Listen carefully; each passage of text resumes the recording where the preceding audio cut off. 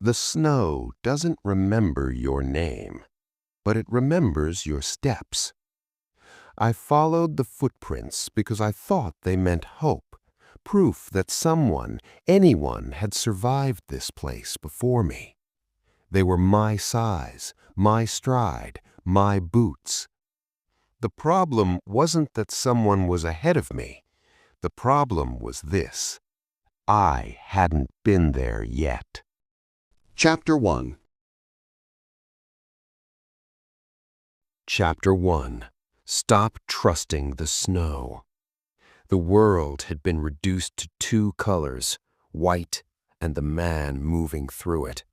Snow stretched in every direction, unbroken, endless, swallowing distance until the horizon dissolved into a pale blur.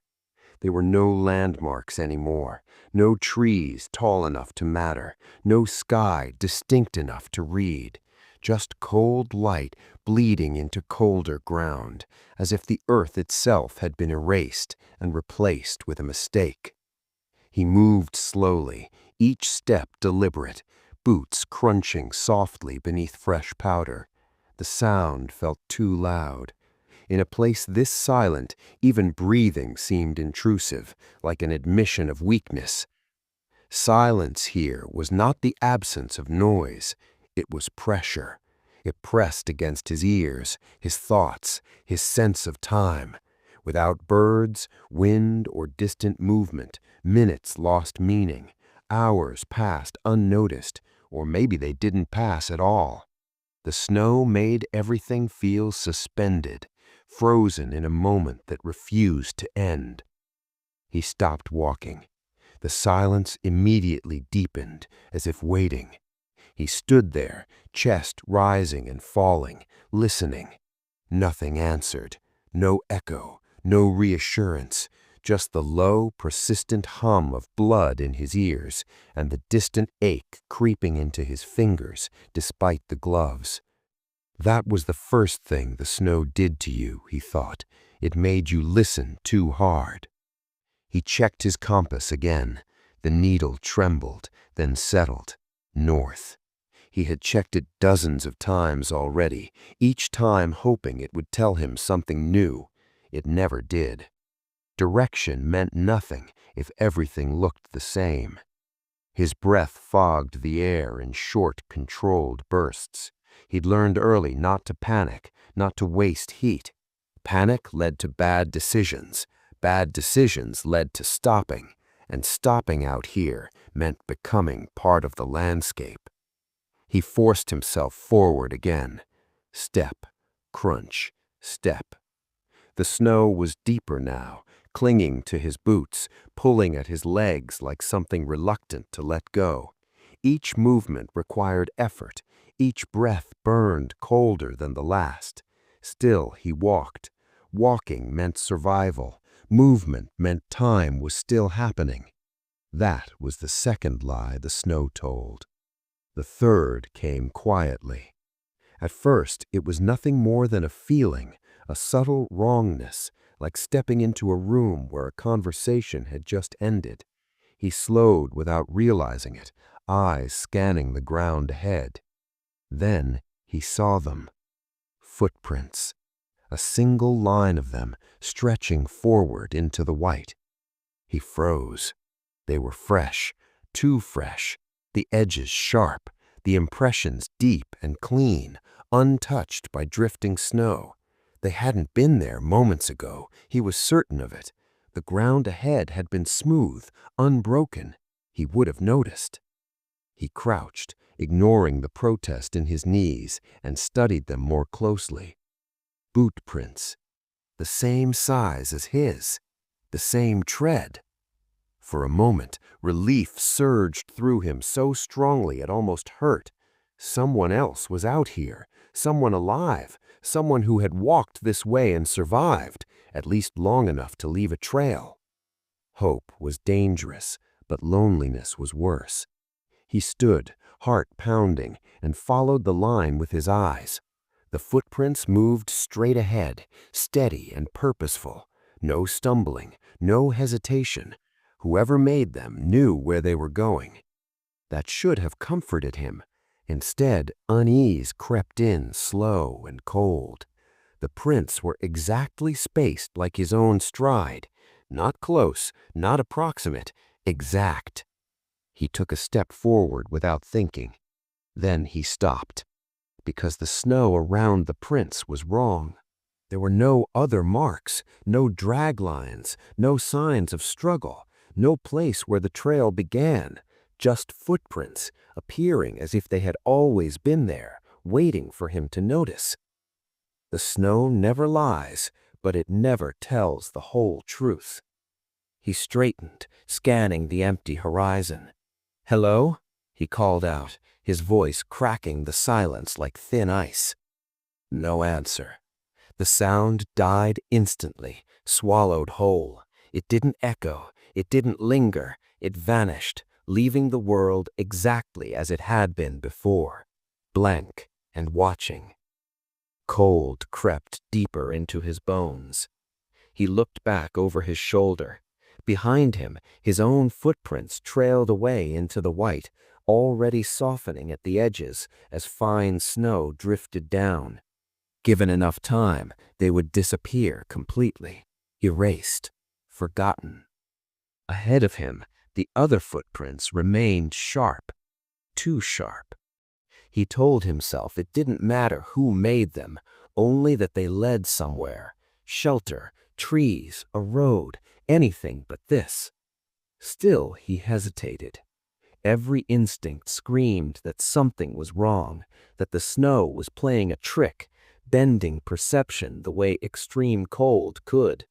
Hallucinations weren't uncommon, disorientation, the mind protecting itself by inventing patterns.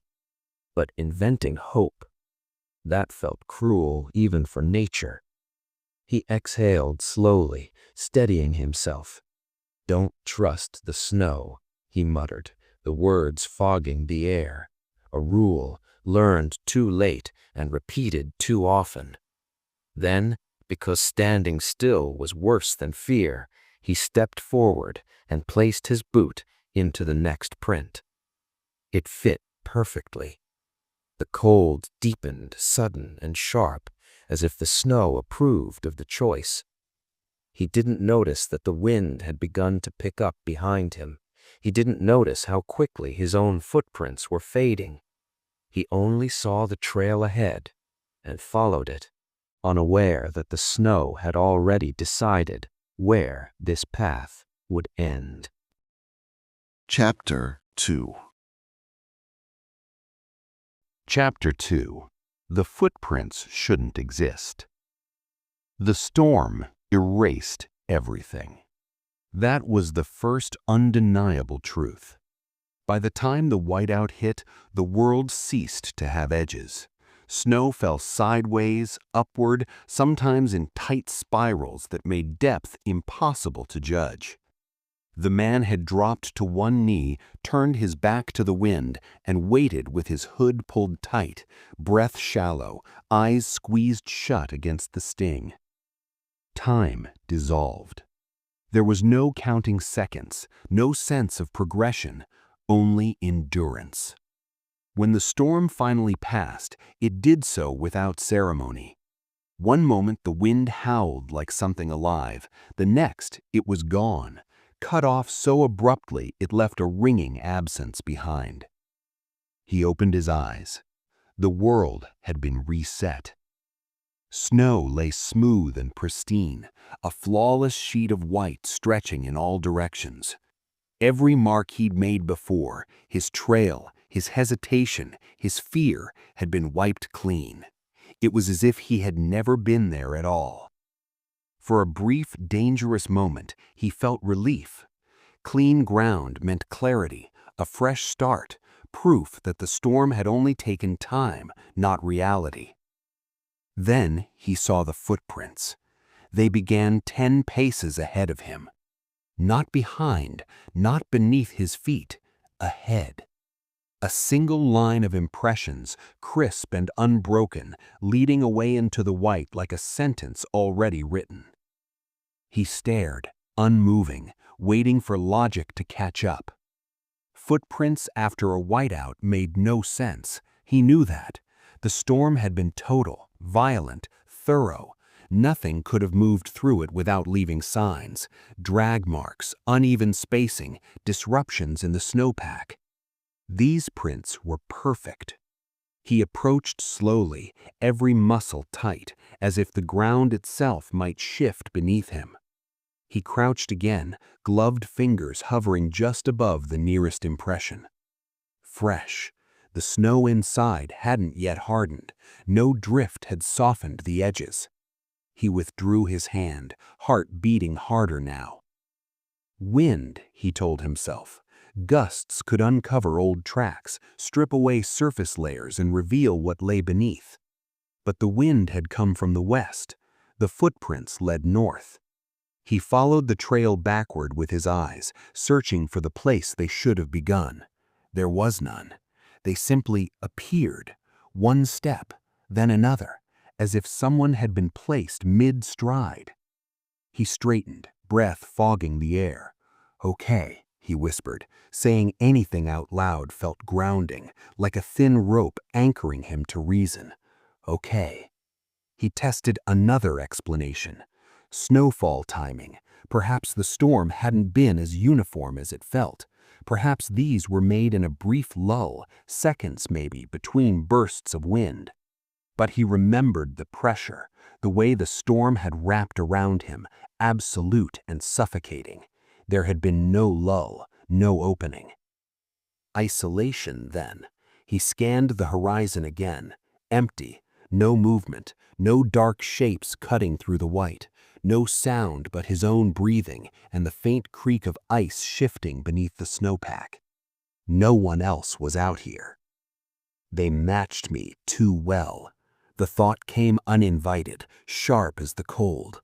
He stepped closer and compared the prints more carefully now, dread creeping in with every detail. The heel strike, the slight outward angle of the left foot, the depth difference where weight favored one side. His side. A tremor ran through him, small but unstoppable. He took a step forward, deliberately planting his boot beside the nearest impression. Identical. Not similar, not close, exact. He laughed then, a short, brittle sound that vanished immediately into the silence. "Hallucinations," he said louder, this time to himself, "happens all the time." But hallucinations didn't leave marks in the snow. He followed the trail a few steps, then stopped abruptly. The spacing between prints never changed. No stumble, no pause, no sign of fatigue. Whoever or whatever had made them walked with tireless precision, a pace that never slowed, never faltered. Unlike him, his legs ached, his shoulders burned under the weight of his pack. Frost crept deeper into his joints with every passing minute. The footprints showed none of that. They led forward with calm certainty, as if they knew the way. He turned slowly, scanning behind him. His own trail, the one he had just made, was already beginning to soften. Fine grains of snow whispered across the surface, filling the edges, rounding them off. The storm hadn't returned, yet the snow was still erasing him. Ahead, the other footprints remained sharp. They matched me too well. The thought came to loop here in his mind, refusing to let go. He thought of stories he'd heard, of people lost in cold places, following shapes in the distance, of voices calling them onward, of the mind desperate for meaning, inventing patterns to survive. But this wasn't invention. This was consistency. He felt suddenly profoundly watched, not from the horizon, but from the ground itself, from the space between steps, from the places where the snow should have been empty and wasn't. He hesitated, caught between fear and necessity. Staying meant freezing, turning back meant losing the only path that suggested direction. He looked once more at the perfect, impossible trail leading north. Then, against every instinct screaming in protest, he followed it. Behind him, the wind whispered softly, just enough to be called a storm. just enough to make sure there would be no clear way back. Chapter 3. Chapter 3. Following them was my first mistake. Movement was life. That belief settled into him with the certainty of instinct, deeper than fear, deeper than doubt. Out here, stillness meant surrender. Stillness meant the cold had time to think. So he followed the footprints. At first it felt right, almost comforting. Each step forward kept his blood moving, kept sensation alive in his fingers and toes. His breath fell into a steady rhythm. The ache in his legs found a familiar cadence. Walking gave his mind something to hold on to besides panic. The footprints led on. Always ahead, never close enough to touch. He quickened his pace, boots crunching harder now, breath fogging thicker in the air.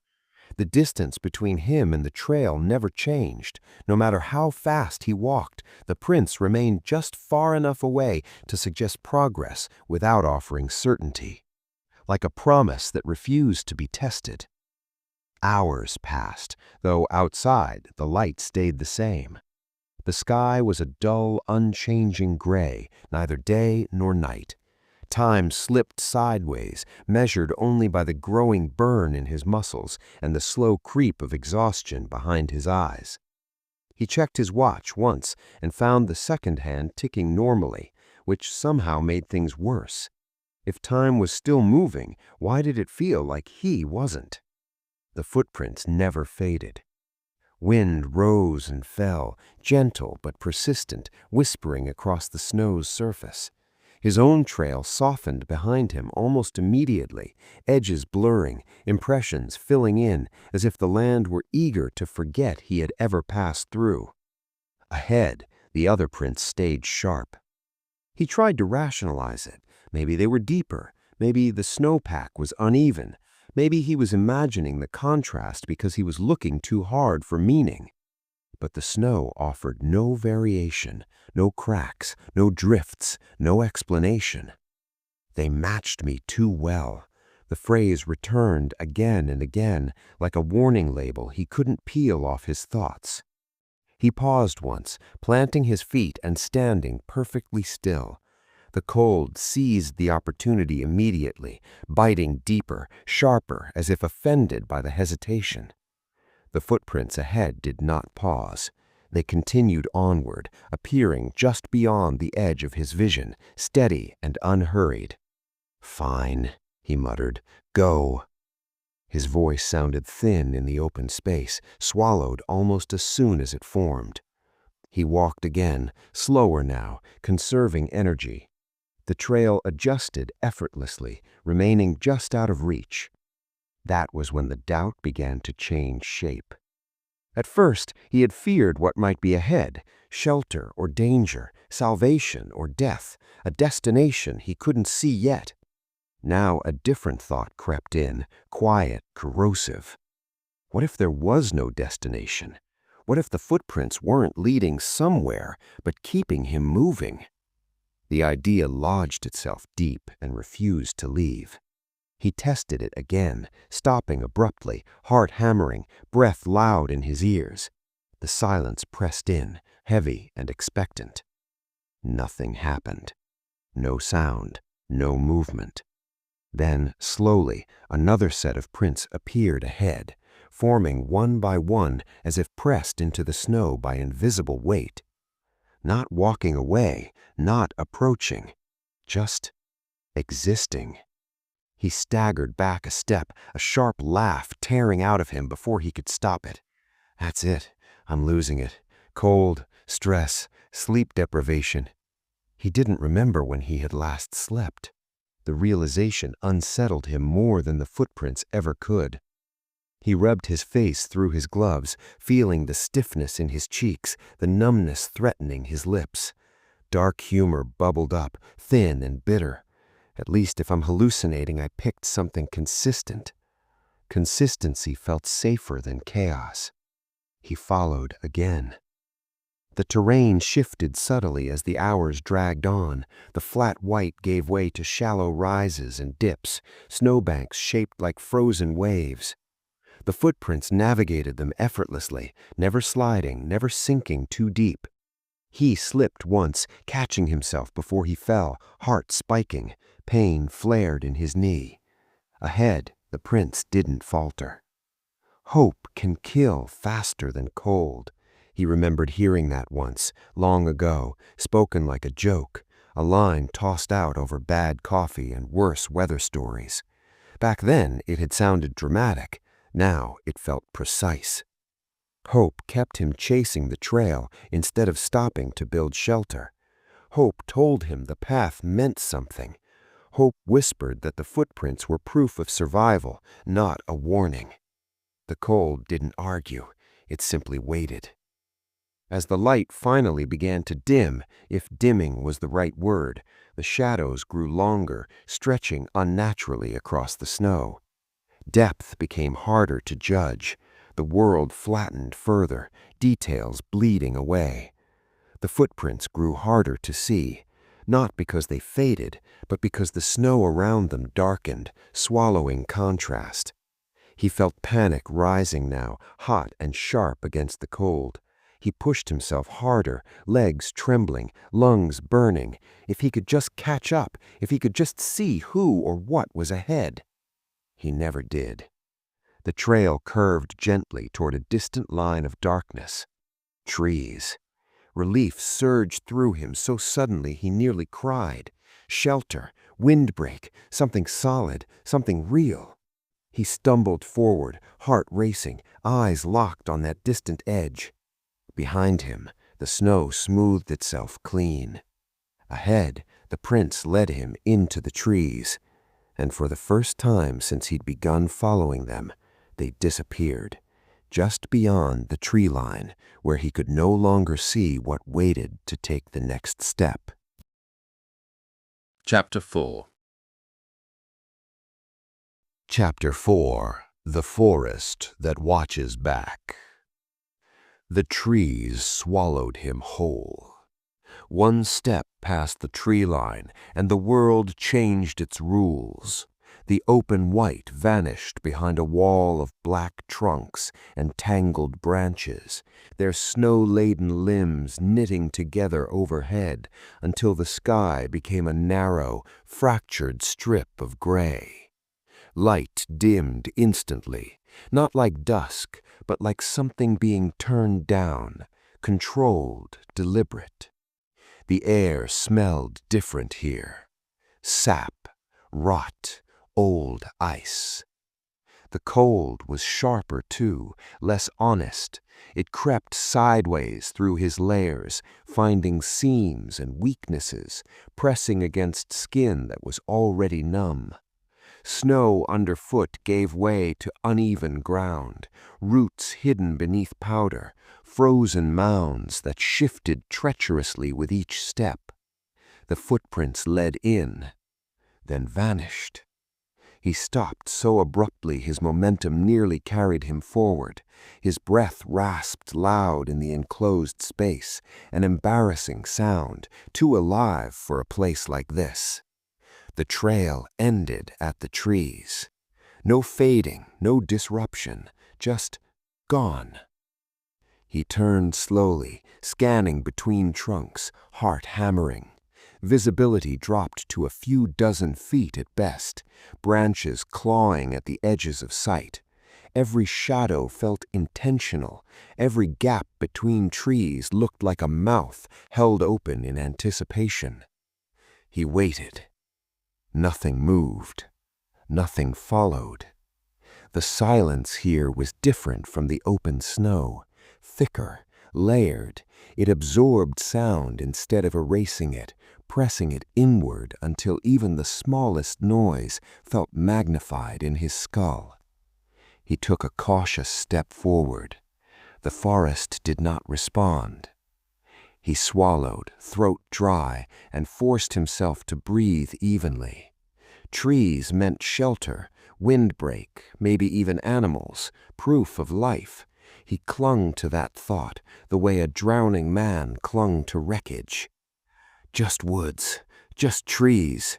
His voice sounded wrong here, flattened as if the forest refused to carry it. He moved deeper, boots crunching softly. Snow fell from branches now and then with soft, sudden sighs that made his pulse spike every time. Each sound felt deliberate, perfectly timed to remind him he was not alone, without ever proving it. Hours passed, though inside the forest, time felt compressed, folded in on itself. The light never fully faded, but it never brightened either. Shadows stayed long and crooked, shifting subtly as he moved, never aligning the same way twice. He found himself turning in slow circles, certain something had changed behind him. Nothing had. That was worse. The sense of being watched crept in gradually, like frost spreading across glass. There was no sound to announce it, no movement to point at, just a growing certainty that he was no longer the only presence measuring space. He stopped again, listening. A branch snapped somewhere to his left. He spun, breath hitching, hand tightening around the useless strap of his pack. Nothing. Just trees, snow, stillness. Animals, he muttered. The words sounded thin even to him. Animals fled.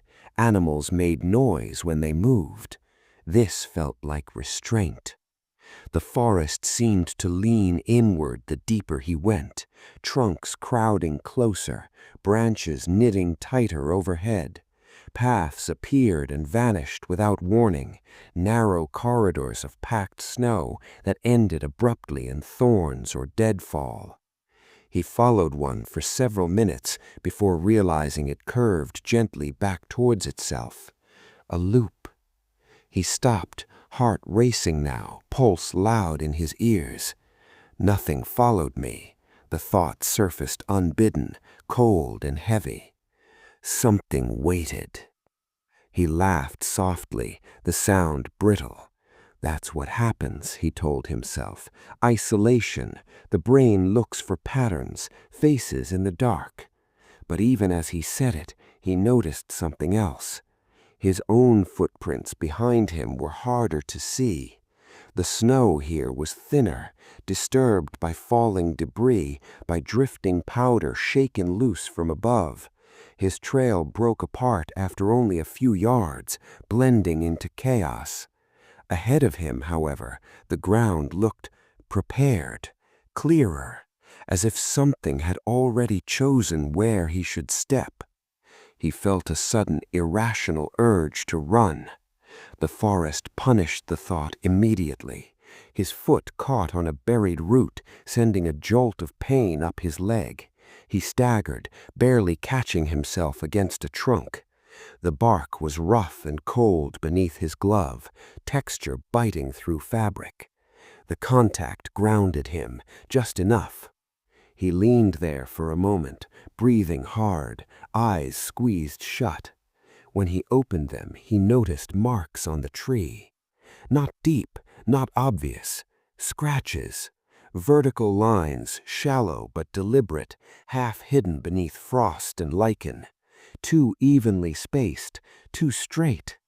He pulled his hand back as if burned. They weren't claw marks. They were hand height. A shiver ran through him, deeper than cold. He forced himself away from the tree and kept moving, choosing direction at random now, desperate to escape the oppressive closeness. The forest did not resist. It guided. The ground sloped gently downward, trees thinning just enough to offer a sense of openness. Relief bloomed, cautious but real. His shoulders loosened, his breathing slowed. Maybe this was the way through. Maybe the forest wasn't a trap. Then he saw movement ahead, a shape between the trees, tall, upright. He froze. The shape did not move. He stared, eyes burning, willing it to resolve into something familiar, a trunk, a trick of shadow, anything but what his mind suggested. The shape remained. Then, slowly, it shifted, not stepping forward, not retreating, just adjusting as if aligning itself with his view. He blinked. It was gone. His heart pounded so hard he thought it might tear something loose inside his chest. He stood there shaking, listening, waiting for pursuit that never came. Nothing followed him. Something waited. As the light thinned further and the forest closed around him once more, he realized with sinking clarity that the footprints had never needed to lead him here.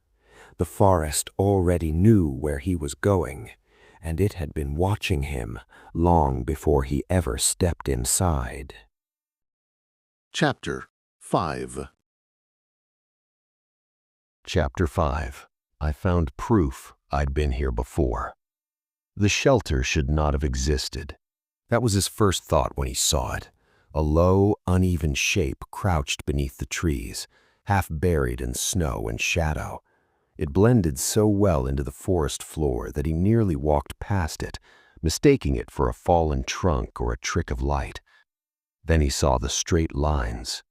Nothing in the forest made straight lines on purpose. He approached slowly, every nerve alive now, heart beating with a cautious, fragile hope. The structure was crude but intentional, branches stacked and lashed together, packed with snow and debris for insulation. A lean-to, angled against a thick tree trunk, its opening facing away from the wind. Shelter. Real shelter. Relief hit him so hard his knees nearly gave out. He laughed under his breath, a sound halfway between joy and disbelief. Someone thought ahead, he whispered. Someone survived long enough to build this. The words tasted strange. He ducked inside. The smell hit him first. Stale air, damp wood, old sweat frozen into fabric. The scent of something lived in, abandoned but not forgotten. It wrapped around him, intimate and invasive, like stepping into a stranger's memory. Inside, the space was tight but workable. Snow had been packed thick along the walls, hard as stone. A shallow pit in the center marked where a fire had once burned. Cold ash lay undisturbed, gray and brittle. Too undisturbed. He knelt, brushing snow away from a corner. Gear. A torn pack lay slumped against the wall, straps stiff with ice.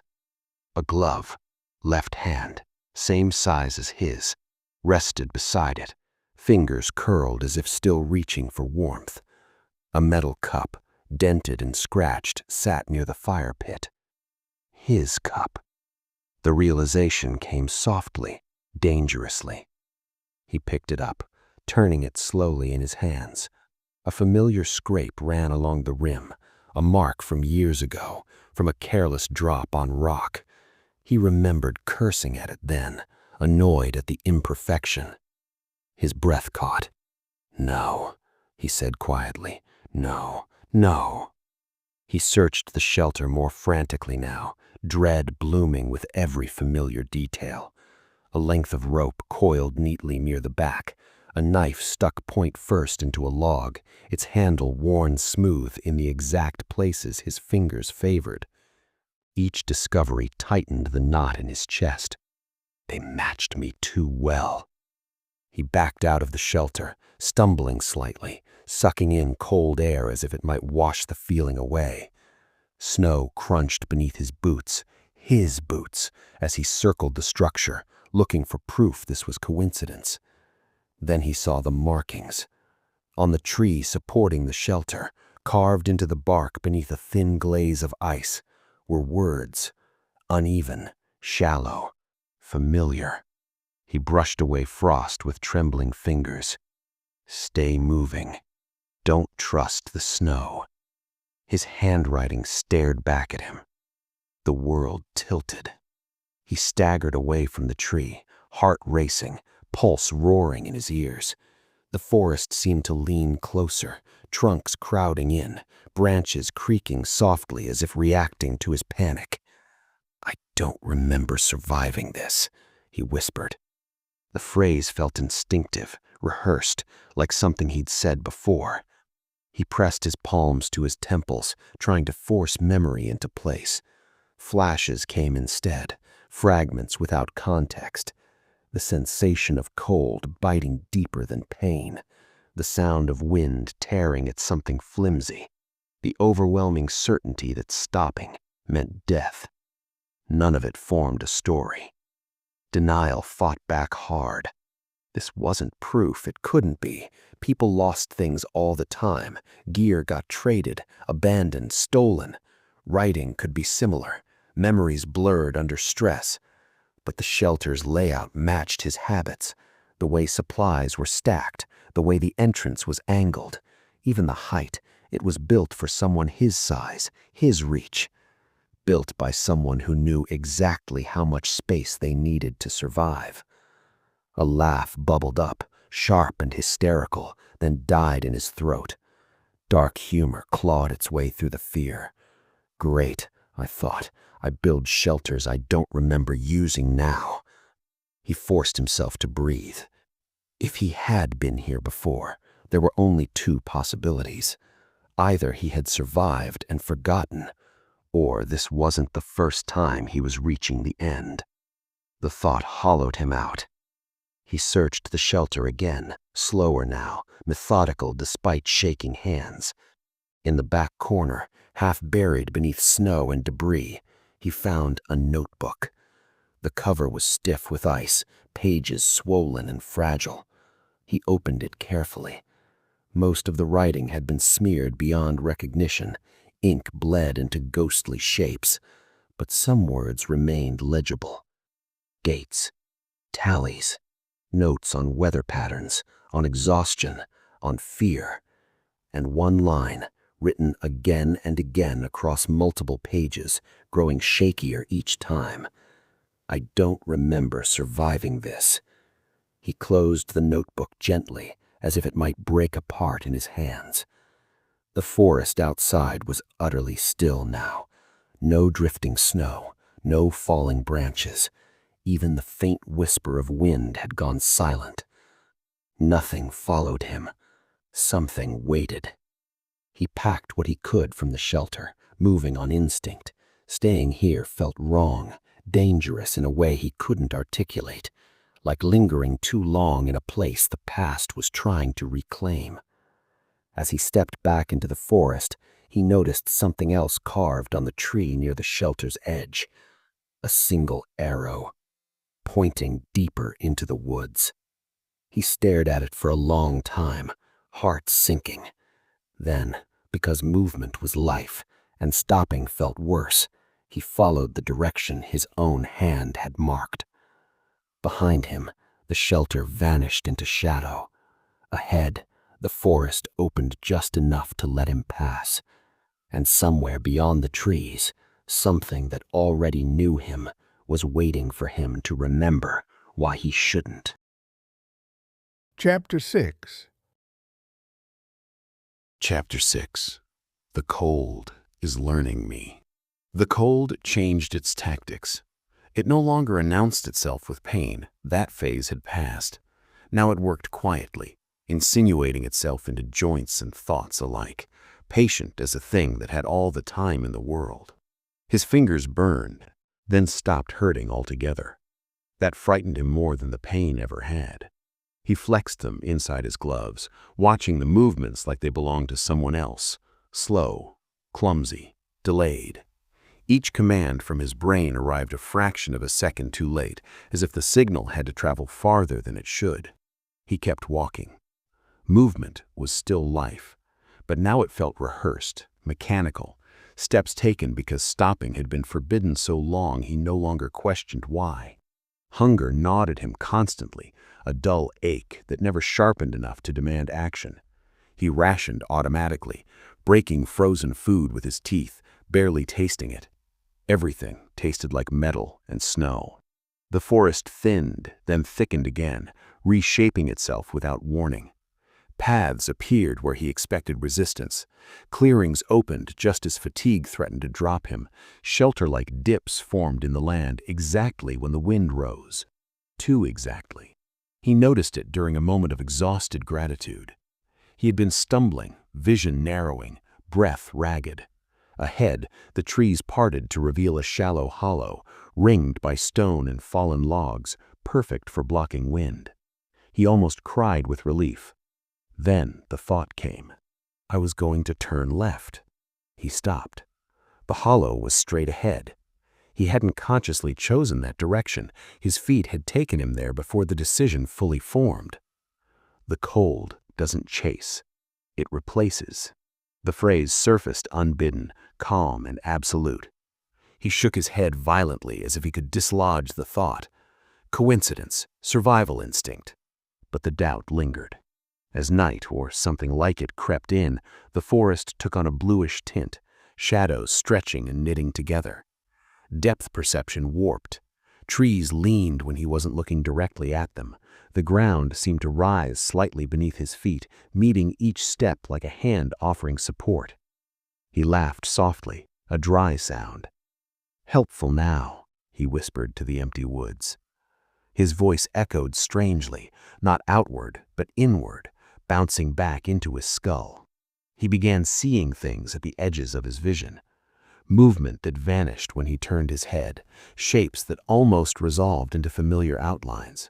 Once he could have sworn he saw himself ahead again, just a glimpse of a figure moving between trunks, posture matching his own, pace steady and unhurried. He stopped breathing until black spots danced in his vision. When he looked again, there was nothing.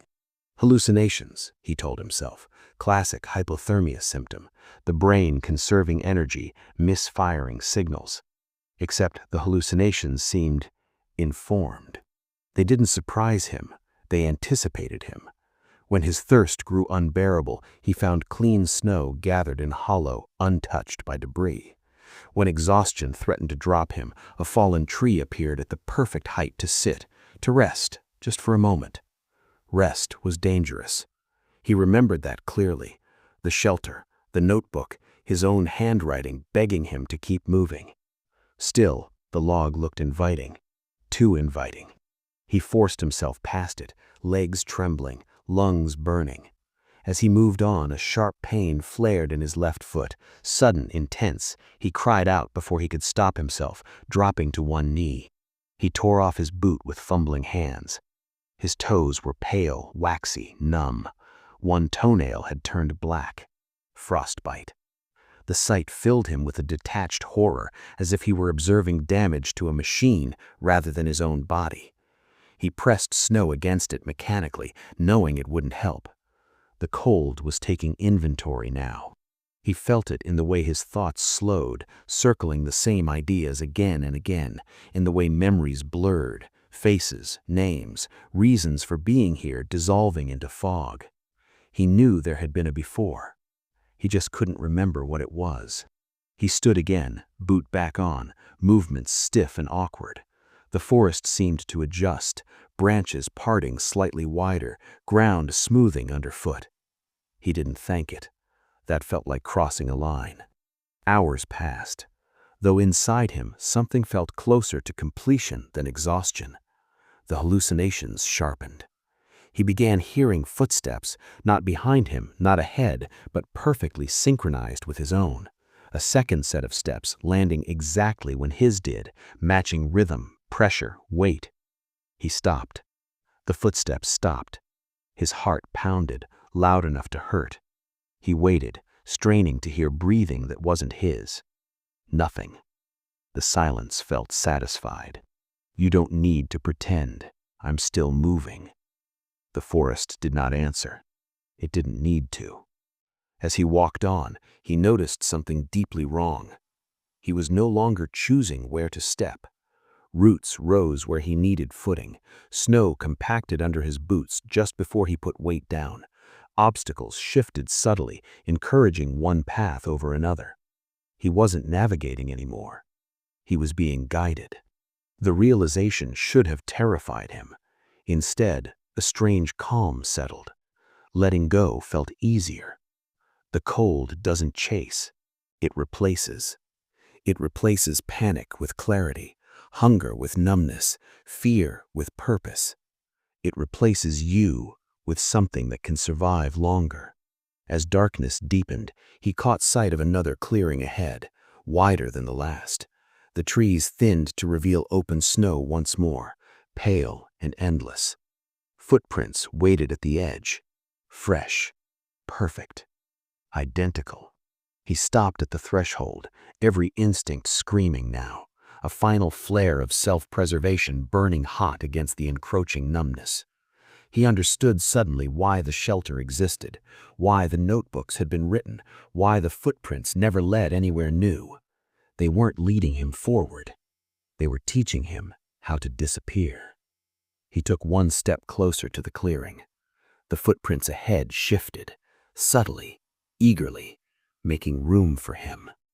Behind him, the forest grew still, and the cold, having learned him well enough, prepared to show him what came next.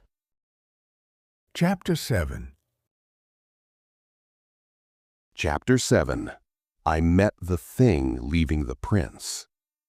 The fog rolled in without warning. One moment the clearing lay open and pale before him, the snow stretching smooth and unmarked except for the waiting trail. The next, a white curtain swept across the ground, thick and soundless, swallowing distance until the world shrank to a few uncertain feet in every direction. It wasn't like the storm before. This fog didn't move with wind. It crept, it pooled, it lingered at knee height, then rose slowly, deliberately, until trees became shadows and shadows became guesses. He stepped forward and immediately wished he hadn't. Sound behaved strangely here. His boots no longer crunched. Each footfall landed in muffled silence, as if the snow itself were holding its breath. Even his breathing seemed quieter, swallowed by the dense air pressing in around him. The footprints were still there. He could barely see them now, faint impressions appearing and vanishing as the fog shifted. He followed because stopping felt worse, because movement was still life, even now. Even now. The cold had gone deep. He felt it in the way his thoughts lagged, in the way fear arrived muted, delayed. Somewhere inside him a quieter voice whispered that this was the point of no return. The fog thickened. Then he saw movement. At first, it was nothing more than a darker smear in the white ahead, a shadow where no shadow should exist. He slowed, heart pounding, every sense straining. The shape moved again. Upright, tall, too tall. He stopped completely. The shape stopped too. They stood there, separated by a handful of steps and a wall of fog, mirroring one another in perfect stillness. His pulse roared in his ears. The cold seemed to recede for a moment, replaced by a hot, electric fear that made his hands tremble. "Hello?" he whispered. The word felt foolish the instant it left his mouth. The shape did not respond. It did not advance. It did not retreat. Slowly, achingly slowly, it adjusted, not stepping forward, not stepping back, just shifting its weight, the exact way he did when standing too long. A sick realization unfurled in his chest. The silhouette wasn't copying him. It already knew how to stand like that. The fog thinned just enough for detail to emerge. Long limbs, slightly bent, head tilted at the same subtle angle his own favored when listening. The posture was wrong in small, indefinable ways, too precise, too deliberate, but unmistakably familiar. It was wearing his shape. He took an involuntary step back. The shape took one forward. The distance between them remained unchanged. His breath came fast now, shallow and sharp, each inhale scraping cold air into lungs that no longer protested. Panic surged, belated but fierce. "No," he said. "No, no." The word echoed strangely, folding back on itself, as if spoken into something soft and absorbent. The shape lifted an arm. So did he. The movement was simultaneous, not mirrored, matched. A terrible clarity settled over him then, cutting through the fog in his mind. It isn't following me. It's practicing. The footprints weren't a trail. They were exercises, rehearsals etched into snow. He lowered his arm. The shape lowered its own, the motion smooth and unhurried, as if it had all the time in the world to get it right. He turned abruptly, heart hammering, and ran. The fog swallowed him instantly. Branches scraped at his face and arms as he stumbled blindly, boots slipping on uneven ground. Panic burned away the numbness for a precious few moments. Pain flared bright and sharp with each misstep. Behind him, there were no footsteps. Ahead of him, the fog parted just enough to show space opening, a wider clearing, pale and empty. He burst into it, lungs screaming, and skidded to a halt. The footprints were already there, fresh, perfect, leading away from him. He spun, searching for the shape. Nothing. The fog thinned slowly, reluctantly, revealing only trees and snow and silence. No movement, no shadow. He laughed then, a cracked, hysterical sound that tore at his throat. "Of course," he whispered, "of course." His heart slowed gradually, painfully. The adrenaline drained away, leaving him hollow and shaking. He bent over, hands on his knees, fighting the urge to collapse. The cold surged back in to fill the space fear had vacated. When he straightened, he noticed something else. There were two sets of footprints now, one leading away into the clearing, another set, newer, forming behind him. His, and just beside them, a second pair, pressing into the snow at the same time. He stood very still. The second pair did not move closer. They waited. Nothing followed him. Something waited. The fog began to lift in earnest now, retreating toward the tree line like a living thing withdrawing from a completed task. The clearing stretched out before him, empty and exposed. He understood then. This wasn't a hunt. It was a transfer. The thing didn't need to chase him, didn't need to rush. It only needed him to keep walking long enough to learn every detail. How he moved, how he hesitated, how he chose direction, how he survived. He backed away slowly, heart pounding, eyes locked on the waiting footprints. "They're not yours," he whispered hoarsely. "They're mine." The forest did not contradict him. The cold pressed in closer, familiar now, almost gentle. And somewhere behind him, just out of sight, the thing that wore his shape took another careful step, practicing for the moment when he would no longer be needed to lead the way. Chapter 8. Chapter 8. You can't outwalk yourself.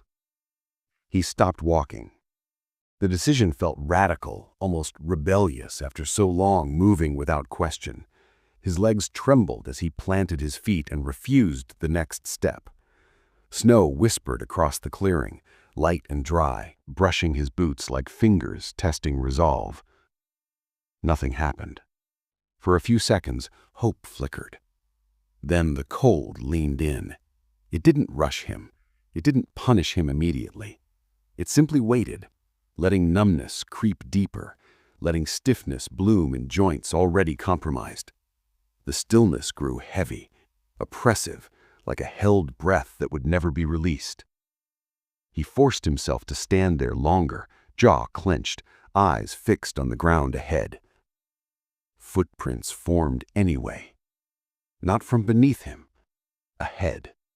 Fresh impressions pressed into untouched snow, one after another, as if an invisible weight were taking careful steps away from him. They didn't hurry. They didn't hesitate. They just continued. A sound tore out of him, half laugh, half sob. "That's not fair," he whispered hoarsely. The forest remained silent. "The more I run, the closer it gets." He turned sharply and walked back the way he'd come, heart hammering, mind racing. If the path was a loop, he would break it. If the thing was rehearsing, he would deny it material. He retraced his steps carefully, watching his boots crush the fresh snow, deliberately destroying the trail. Each step felt purposeful, defiant. He went on like that for minutes, maybe longer, until exhaustion forced him to stop. Behind him, his footprints already softened, blurred by drifting snow. Ahead of him, a new set appeared. Same spacing, same depth, same damn rhythm. They matched him too well. "No," he said louder now. "No." Panic surged, sharp and hot, cutting through the cold's dull grip. He stomped down hard, grinding his heel into the nearest impression until it vanished beneath churned powder. He did it again and again. He erased every mark he could see, breath coming in ragged bursts, heart pounding. For a moment, the ground lay empty. Then the snow settled, and the footprints returned. Not just ahead this time, behind him. He froze, blood roaring in his ears. Slowly, very slowly, he turned his head. Two trails now framed him, one leading away into the forest ahead, another trailing back behind him, each step perfect, deliberate, patient. He stood between them like a specimen pinned to a board. "The more I run, the closer it gets." He laughed weakly, the sound breaking apart as it left his throat. "What do you want? What do you want from me?" The question echoed in his skull, unanswered. He tried something else. He stepped off the trail entirely, pushing through deeper snow, choosing uneven ground where walking was difficult. His legs screamed in protest as he forced his way through drifts, every step a battle. The forest resisted gently. Branches snagged his clothes, roots rose to trip him, but he pushed on, driven by a desperate need to choose something, anything, that wasn't already decided. He stumbled into a small hollow and dropped to his knees, chest heaving. For a moment, there was only pain and breath and the sharp, clean scent of snow. Relief flickered. Then he noticed the impressions forming around the hollow's edge. A ring of footprints, evenly spaced, circling him. Not closing in, just waiting. His vision swam. Hunger, cold, and fear braided together until thought itself felt unreliable. He pressed his forehead into the snow, eyes squeezed shut. This isn't real. This can't be real. But the cold had never cared about what was real. He stood again, swaying, and tried the last thing he could think of. He ran. Not along the trail, not away from it, straight through it. He bolted forward, reckless now, boots pounding, lungs burning as he sprinted blindly between trees. Branches tore at him, ice bit into his lungs. He didn't slow, he didn't look back. The forest blurred into streaks of dark and white, his vision tunneled, edges dimming. Pain flared in his frost-bitten foot, sharp enough to nearly drop him. He burst into another clearing and skidded to a stop, gasping. For one impossible heartbeat, the ground ahead was empty. Then, the footprints appeared, forming rapidly now, step after step, closing the distance with alarming speed. Not behind him, ahead, mirroring his frantic pace, practicing faster. The more I run, the closer it gets. He backed away, shaking, heart threatening to tear itself apart. His legs refused another sprint. His body had reached its limit long before his fear had. The footprints slowed too, matched his retreat, matched his breathing. He understood then, with a clarity that hurt. There was no distance he could put between himself and the thing wearing his shape, no direction it didn't already know, no pace it couldn't learn.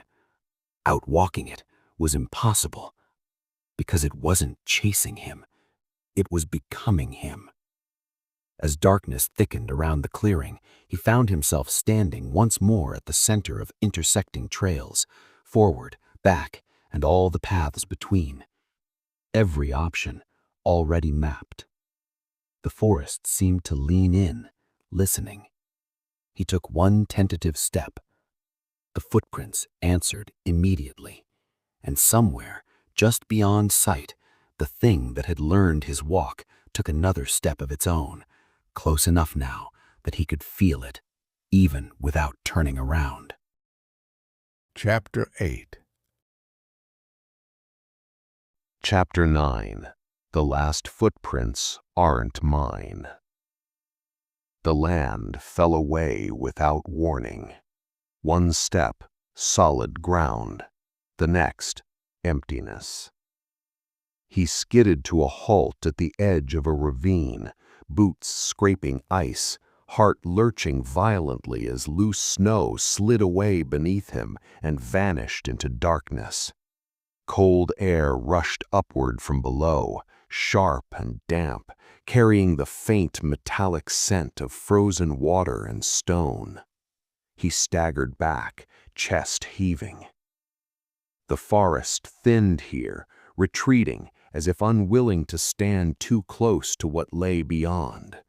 The ravine cut through the land like a wound, wide, jagged, its walls glazed with ice that caught the dim light and bent it into cruel, fractured reflections.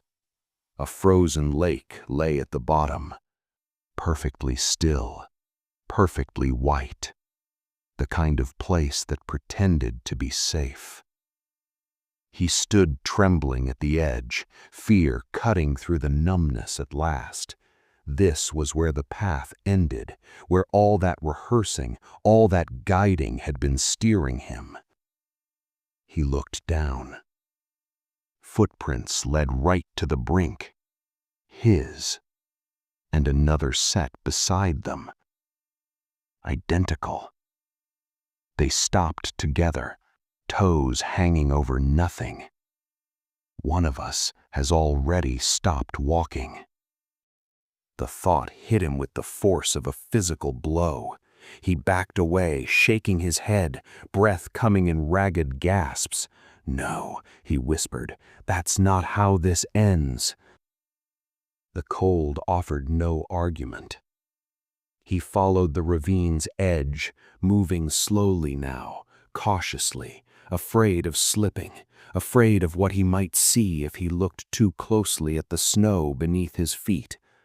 The ground narrowed in places, forcing him closer to the drop. Ice cracked softly under his weight, each sound a warning. The footprints followed, always beside him, sometimes ahead, never behind.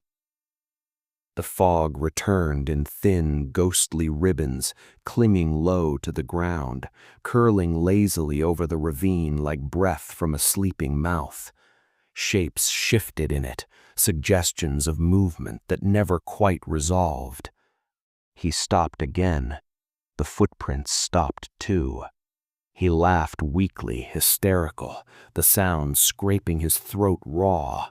"You win," he said to the empty air. "You learned fast." Silence pressed in, heavy and absolute. He edged toward a wider outcropping where the ravine bent, the frozen lake below more visible now.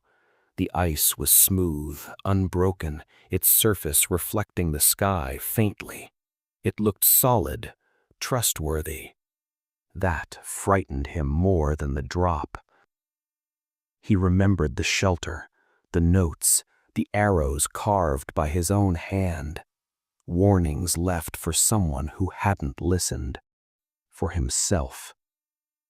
He crouched, brushing snow aside with stiff fingers, Beneath it, the ice was thick, layered, ancient.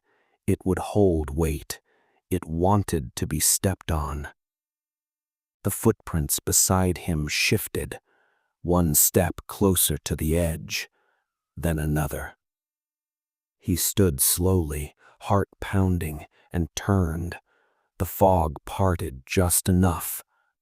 It stood there now, clearly. Not a shadow anymore, not a suggestion. Him, or something wearing him. Its face, his face, was wrong in subtle ways. Features set too carefully, eyes too still, reflecting the pale light without blinking. Frost clung to its lashes and hair, but it didn't seem to feel it. It smiled. He recoiled, a sob tearing free before he could stop it. "I won't do it," he said. "I won't walk any further." The thing tilted its head. The gesture was perfect. It took a step forward. He stepped back. Their footprints overlapped, merged. One set.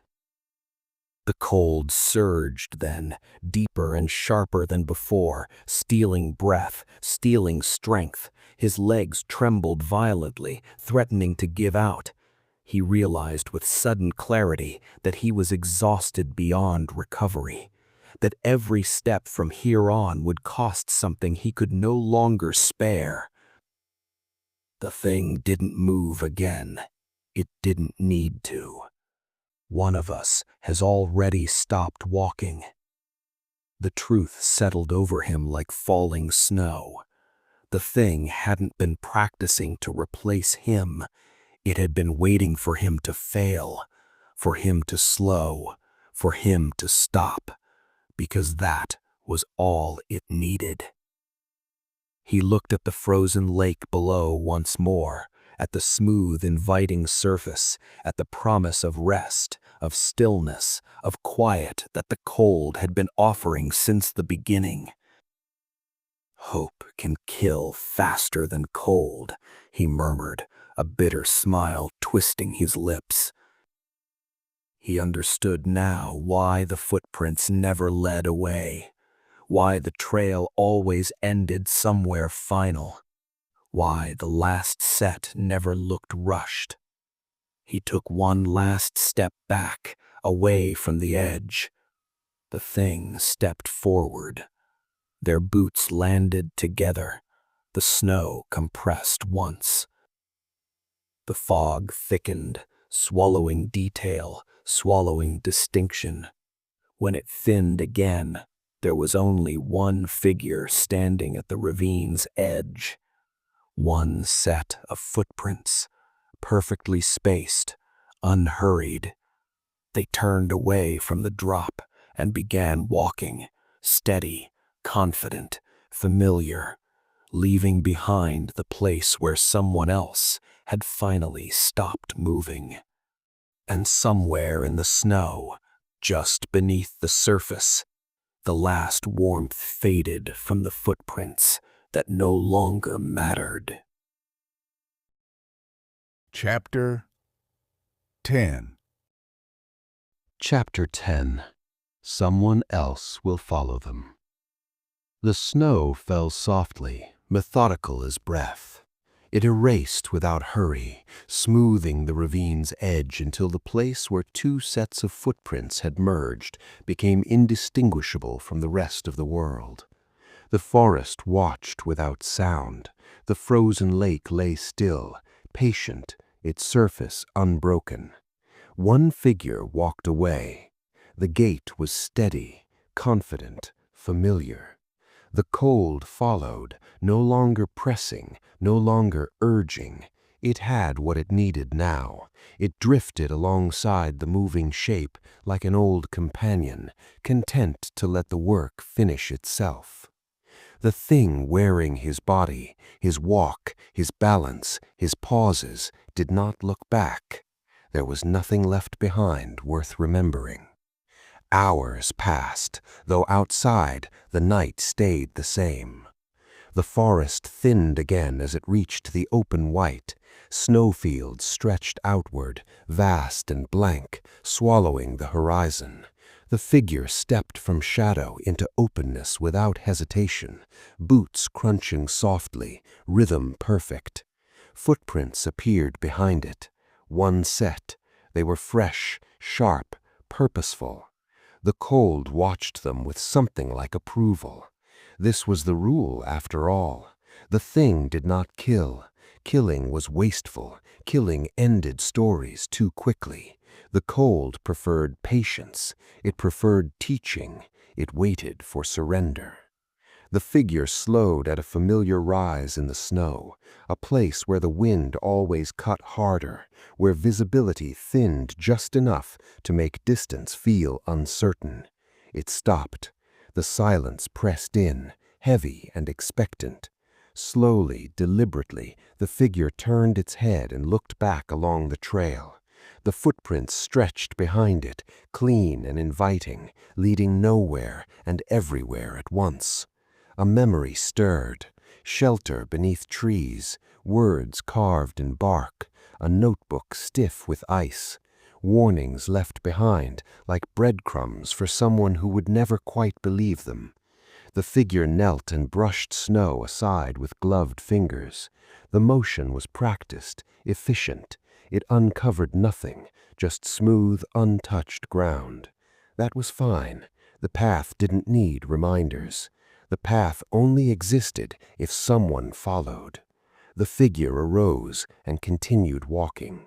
Somewhere far away, so far the distance felt theoretical now, a storm began to gather. Wind lifted snow from the ground in thin veils, whispering across the surface. The landscape shifted subtly, reshaping itself in anticipation. It always knew when to prepare. Days later, or years, it made no difference. A sound broke the silence. Crunch. A boot pressed into fresh snow. Another figure stood at the edge of the white, shoulders hunched against the cold, breath fogging in short, controlled bursts. Their eyes scanned the emptiness with growing unease, mind already straining to measure distance, to find meaning. They moved forward cautiously, stopped, stared at the ground ahead. Footprints, a single line, stretching into the vastness, fresh, clear, comfortingly human. A relief flickered across their face, quick, dangerous.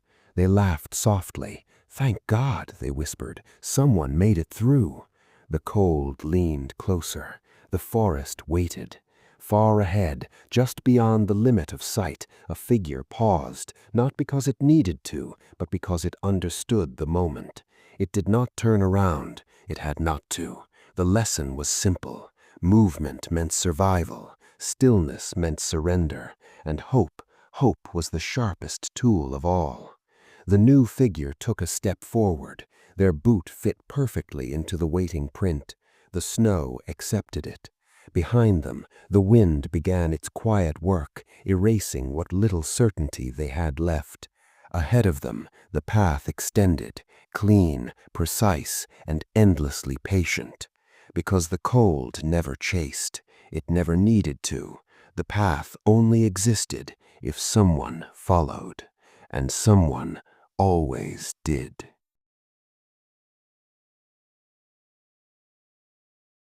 The snow never needed my body. It needed my steps. That's how it survives, by teaching you to keep moving even when you shouldn't, by making your fear look like hope. Somewhere out there, the wind is already erasing my tracks, and somewhere else, new footprints are forming. If you remember one thing from this story, remember this: when the path looks familiar, when it feels safe, when it looks like someone already survived it, stop. Don't follow the last footprints.